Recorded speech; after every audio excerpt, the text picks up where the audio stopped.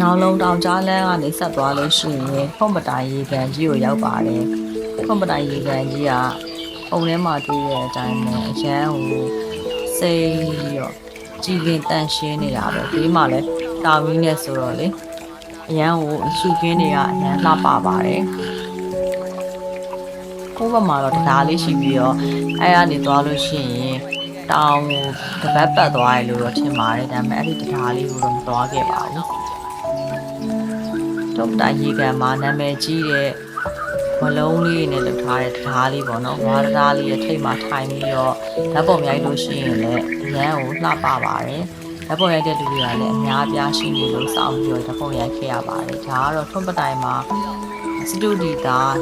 တက်လို့ထမင်းဟင်းကျွေးရနေရပါအမေဒီတို့လည်းစားခဲ့ပါတယ်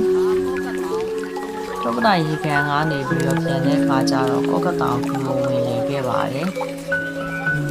ဒါကတော့ကော့ကတောင်ကူပါ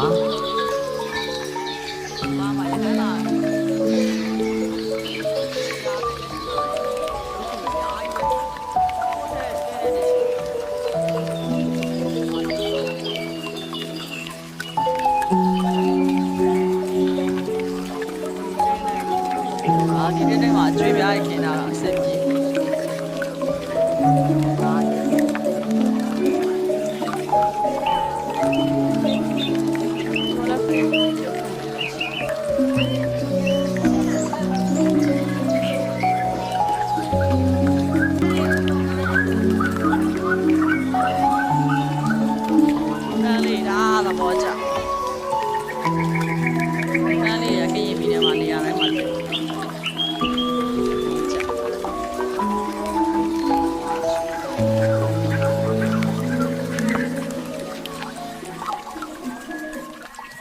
ဒါကတော့ကော့ကတောင်ကူရဲကိုဝင်ကြည့်ခဲ့တာပါကူကတော့သူကတော့စတဲ့ကူတို့ဘာလို့လို့အကြီးမဟုတ်ပါဘူးကူကချင်းချင်းကလေးပါပဲဒီနေရာမှာပဲလမ်းဆုံးသွားတယ်ပေါ့နော်အဲ့ဒီအတွင်းထဲမှာတော့ဖျားတတ်တော်တွေထားရှိပါတယ်လမ်းလေးဒီလိုချင်းချင်းကလေးကနေပြီးတော့ဝင်သွားပြီးတော့အပေါ်လေးကိုတက်သွားလို့ရှိရင်ဖျားတတ်တော်တွေထားတဲ့နေရာကိုရောက်ပါတယ်ပေါက်ကလေးကနေ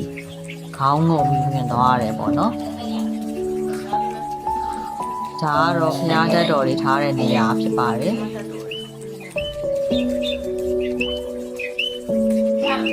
ဒါကတော့ကော့ကတောင်ကူရဲ့အပေါ်ကနေပြီးတော့